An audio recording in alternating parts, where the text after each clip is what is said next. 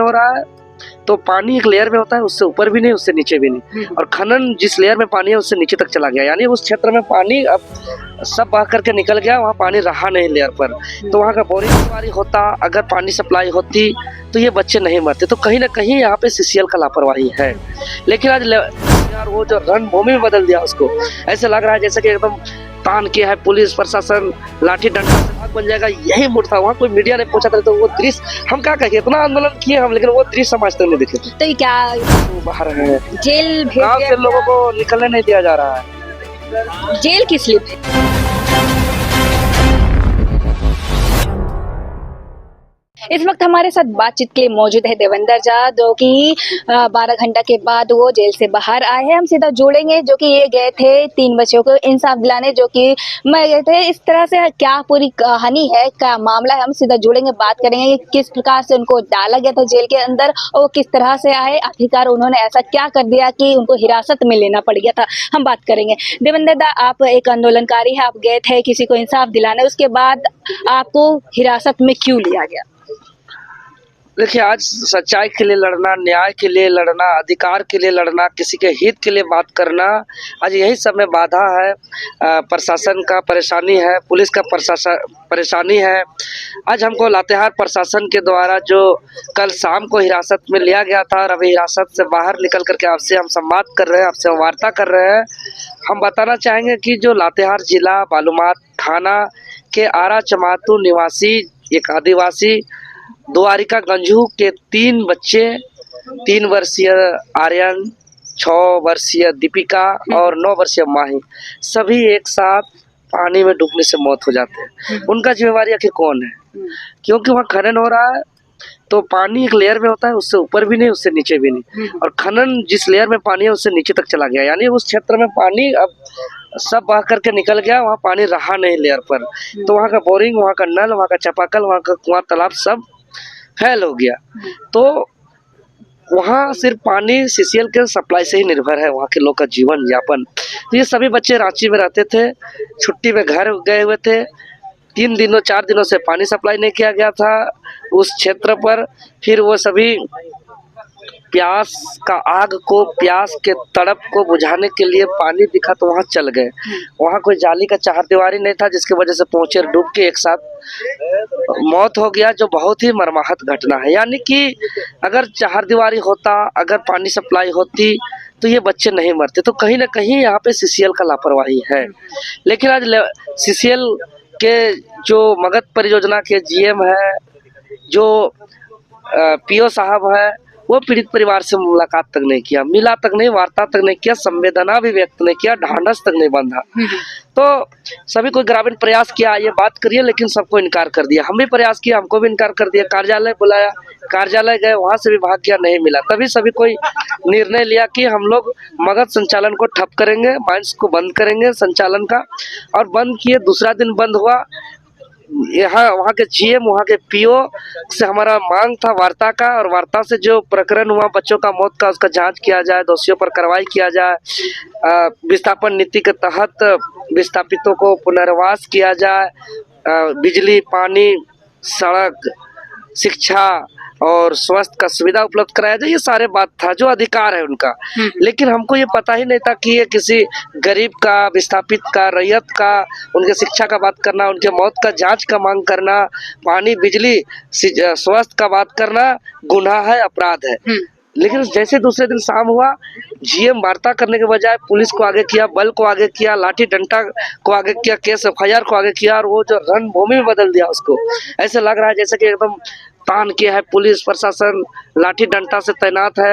लग रहा है कि अब न तब ये जालियांवाला बाग बन जाएगा। इस तरीके का दृश्य तो हम आज तक बहुत आंदोलन किए हैं, रांची में किए हैं, जेपीएससी घेराव, जेएसएससी घेराव, मुख्यमंत्री आवास घेराव, इससे लेकर विधानसभा घेराव, लेकिन पुलिस प्रशासन होते हैं। लेकिन वहाँ जो लुक में था, वहाँ जो दृश्य में था, तान करके कि अब जालियांवाला बाग बना देंगे, उस मूड में यहाँ नहीं रहता।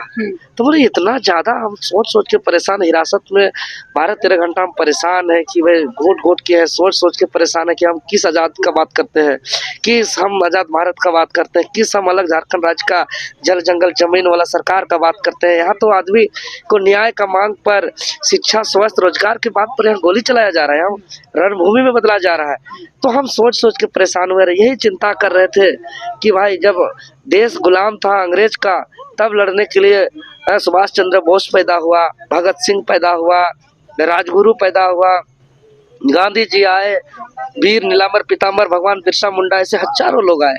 लेकिन उससे बदतर अभी यहाँ बुरा हाल है, उससे बदतर अभी शोषण है। सवाल ये है कि अभी कौन बिरसा बनेगा, अभी कौन भगत सिंह बनेगा, अभी कौन यहाँ नीलांबर पितामर बनेगा, कौन यहाँ सुभाष चंद्र बोस बनेगा, कि ये चिरकाल निरंतर ऐसा शोषण चलता रहेगा, ये सवाल है। इसीलिए जीएम को और पीओ को मेरा आग्रह है कि वो रैयतों से वार्ता करें, उनके न्याय, उनका जो अधिकार है, कानूनी अधिकार, उनको वो दिया जाए। और बाकी क्या बोला गया था आपको जो हिरासत में बोले, आप तो वहाँ पे वो लोग इंसाफ के लिए आंदोलन कर रहे थे, तो ऐसा क्या गलत काम किए कि आपको डायरेक्ट मतलब वही उठा तो- के डाल दिया जेल में? तो वही तो हम कह रहे हैं कि वही तो आज का समय पे रैयत, आदिवासी मूलवासी का शिक्षा का बात करना, न्याय का बात करना, पानी बिजली का बात करना, स्वास्थ्य का बात करना। रवैया कैसा था उनका? रावत बोले तो एकदम रणभूमि का जैसा था, एकदम बॉर्डर में जैसा तान की है पुलिस की, अब तब गोली चला देंगे, ये जलियांवाला बाग बन जाएगा, यही मूड था। वहाँ कोई मीडिया ने पूछा था तो वो दृश्य हम क्या कहिए, इतना आंदोलन किए हम, लेकिन वो दृश्य हम आज तक नहीं देखे थे। तो ये क्या 12-13 घंटा आप अपने आप को कैसे संभाले, कैसे अंदर रहे, कैसे घूट घूट के रहे, घूट घूट के रहे। हम वही सोच रहे हैं कि जब अंग्रेज का शोषण था तो भगत सिंह लड़ा, सुभाष चंद्र बोस लड़ा, गांधी जी लड़े, नीलांबर पितामर भगवान बिरसा मुंडा, सब कोई लड़े। अब कौन बनेगा बिरसा, अब कौन बनेगा भगत सिंह, अब कौन बनेगा सुभाष चंद्र बोस? क्या लगता है वो जो प्रशासन के द्वारा आपको हिरासत में लिया, उस पर कोई एक्शन लेना चाहिए? देखिए अब एक्शन क्या लेना है, बात करें रैयतों का मांग पूरा हो, हमारा यही मांग है। अक्सर देखा जाता है कि जो गरीब परिवार से आता है वो हमेशा मतलब उनकी चीजों को दबा दिया जाता है, आवाज को, यार उनको इंसाफ नहीं मिलता है। कैसे देखते हैं, क्या लगता है ये झारखंड फिर कैसे आगे बढ़ेगा अगर इस तरह की ऐसा चीजें में होते मुश्किल है झारखंड आगे बढ़ना। आज कोई गुलगुलान की आवश्यकता है, यहाँ के रैयत, यहाँ के शोषित, यहाँ के पीड़ित, यहाँ के वंचित, सभी कोई एक हो, पूरा गरीब वर्ग एक हो, जाति धर्म संप्रदाय से ऊपर उठ करके अपने न्याय के, अपने अधिकार के खातिर एक उलगुलान की आवश्यकता है। बिरसा का, नीलांबर पितामर का, निर्मल महतो का रूप धारण करने की आवश्यकता है। तो क्या आपका इसी तरह से ये चीज चलते रहेगा? जब भी देखते हैं तो देवेंद्र दा को अक्सर जेल में डाल दिया जाता है, ये इस तरह से चीजें देखी जाती है, फिर भी आप आगे आते हैं, लड़ते हैं, तो क्या लगता है कितने लोगों का आपको मतलब समर्थन रहता है, और क्या इससे प्रशासन या सरकार की किसी के आपकी समर्थन मिलती है या फिर सीख मिलने की जरूरत है? नहीं देखा, सीखने का प्रशासन का मदद और सहयोग कहीं कुछ नहीं है, लोगों को एकजुट होना होगा। चूंकि यहाँ सभी कोई किसी से कोई मतलब नहीं है कि गरीब का शोषण हो रहा है, यहाँ अधिकार का हनन हो रहा है। इसीलिए मेरा यही अपील होगा, मेरा यही संदेश होगा कि समस्त गरीब वर्ग चाहे किसी भी जाति धर्म समुदाय के हो, एकजुट होकर के यहाँ के कॉर्पोरेट के खिलाफ, यहाँ के पूंजीवाद के खिलाफ, यहाँ के शोषक वर्ग के खिलाफ लड़ना हो। अभी फिलहाल वो परिवार का क्या स्थिति है, कैसा हाल है? आपने वहाँ स्वयं पूरा गांव रो रहा है, उस परिवार ही नहीं पूरा गांव रो रहा है, और 4 लोगों को जेल भी भेज दिया गया। रो रो के आंसू बहा रहे हैं, जेल भेज गांव दिया से लोगों को निकलने नहीं दिया जा रहा है। जेल किस लिए भेज दिया गया? हमको पता लगाने गया था कि देवेंद्र नाथ महतो किस थाना में है, अच्छा, तो बोले देवेंद्र नाथ महतो खोजने आया हो। मतलब आपको वो आतंक है प्रशासन का, प्रशासन का आतंक है, तो इस प्रशासन, ये ऐसा प्रशासन कैसे आतंक कैसे खत्म होगा? खत्म होगा यहाँ उलगुलान से, क्रांति से, आंदोलन से, अन्यथा हम लोग सरकार में आएंगे तब। जी, आप सरकार में तो अगर बात करें, आखिरी सवाल आपसे रहेगा, जिसके अभी राज्यसभा चुनाव हुआ था जिसमें कांग्रेस की हार हो गई थी, बहुत सारी चीजें सामने निकल के आ रही कि कैसे देखते हैं आप उस चुनाव को? क्योंकि यहाँ पे जयराम महतो का भी वो चीज देखा जा रहा था। देखिए अब मेरा कहना है कि वो एक अलग प्रक्रिया था, दिशा को भटकाने का काम न किया जाए, और वहाँ ना हम सदन का सदस्य है, ना ही हम वहाँ उपस्थित थे, तो उस सब के बारे। फिर भी आप भी जेल कैंप पार्टी से है, आपके वो सुप्रीमो है। हाँ बिल्कुल है, वो बिल्कुल है, और हम लोग साथ हैं, और हम लोग वो तो हमेशा खतियानी को दिए हैं, वो निकल करके साफ स्पष्ट भी कह दिए हैं कि हम वैद्यनाथ जी हर हर महादेव, वो तो बोल ही दिए थे। इसके बाद भी और क्या यहाँ कंफ्यूजन है? जी, तो खतियानी के साथ आज क्या लगता है 2029 में जो चुनाव होने वाला है, कैसा रहने वाला, कैसा रहने वाला है? अभी समय बताएगा। देवेंद्र क्या उस 2000 चुनाव में फिर से एक बार खड़े होंगे?